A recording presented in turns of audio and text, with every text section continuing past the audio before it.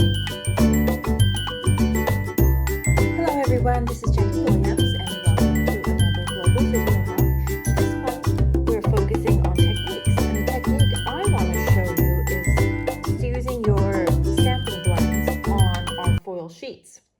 And I will be using the Feels Like Home stamp set, which is a celebration gift during August and September.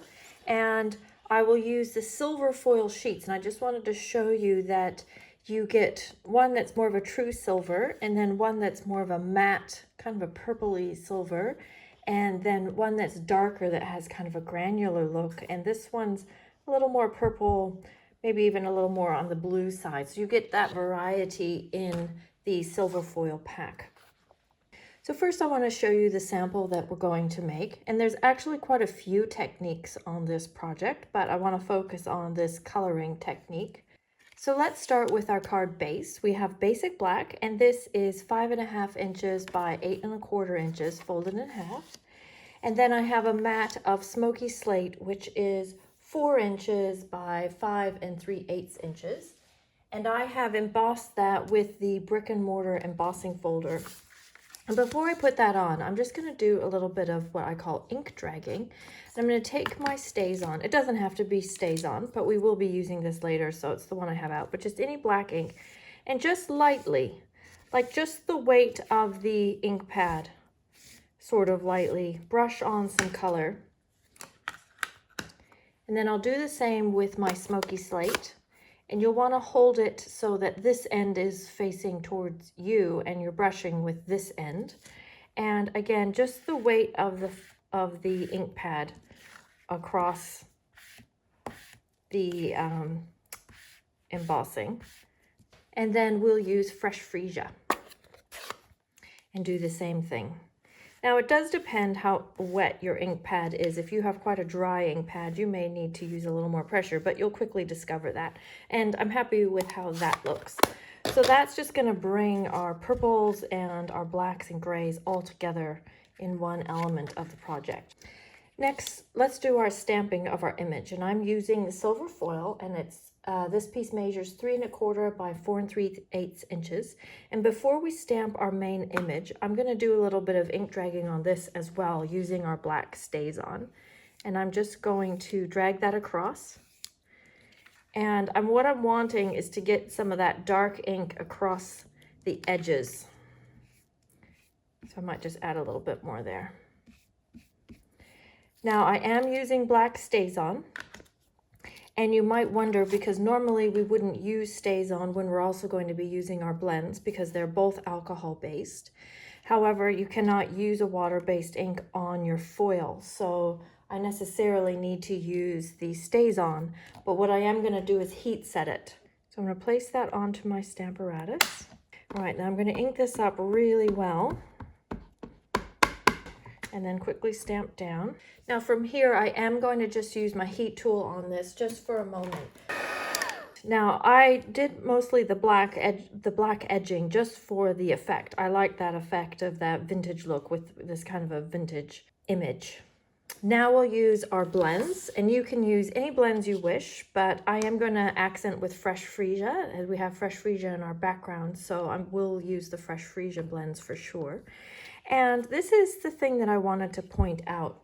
If you use the blends on the foil and you just go over it once, you will get a nice color. However, if you go over it a couple times or second time, it actually seems to remove that shiny foil and expose a bit of white. So I decided to use that to my advantage when I'm coloring, and I'm going to use that white to create accents in the image. So I'm going to do the door just as an example. So I'll use my light smoky slate for the door. And there are wood grain marks in the door already, so I'm just going to kind of follow those lines. Now if you don't like the white accents, you can just carefully go over it once just to add color without adding the white accents. Another way you can do this is by just coloring in with the marker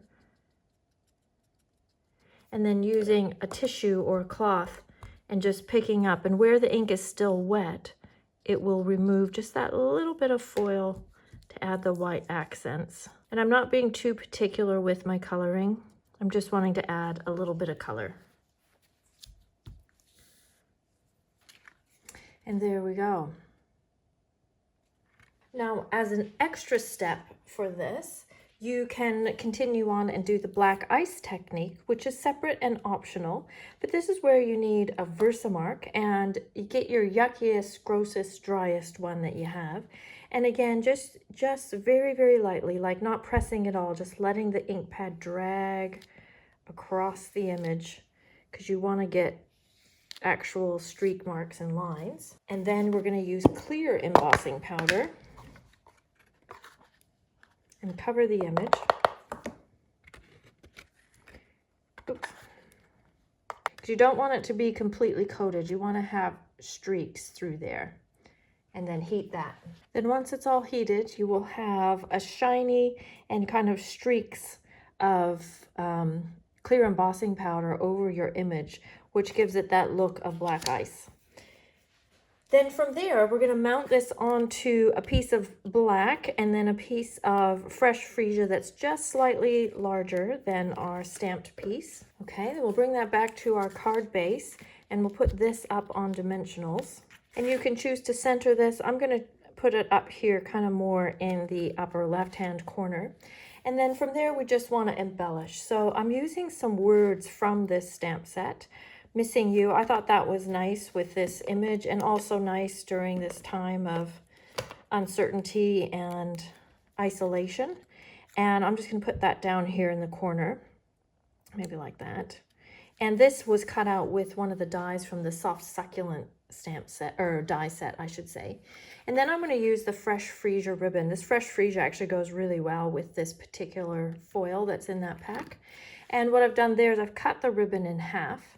And we're going to do a double bow.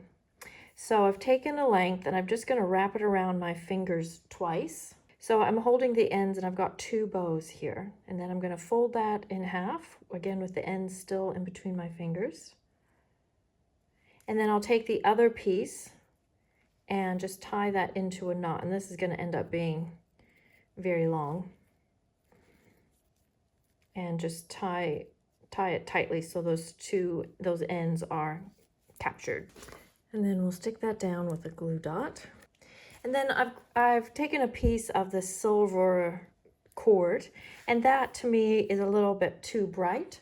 So what I'm going to do is bring back my scrap paper and my black StazOn, and we'll just run that black StazOn over the cord as well. Make sure you get both sides as best you can. It doesn't need to be completely covered in black, but just enough to take that really shiny look off of it. And then we'll just tie that into a bow as well. And put that on with a glue dot. And we'll trim those ends. And then you can fuss with the ribbon a little bit. You can use your glue dots to get it to sit just how you like. And for our embellishments, we'll use the In Color Gems and the metallic pearls. And I'll use the Fresh Freesia, and we'll just put, I like to mix my embellishments. I like that look quite a bit. There we are. And then inside your card, I'll pull back that first one that I did.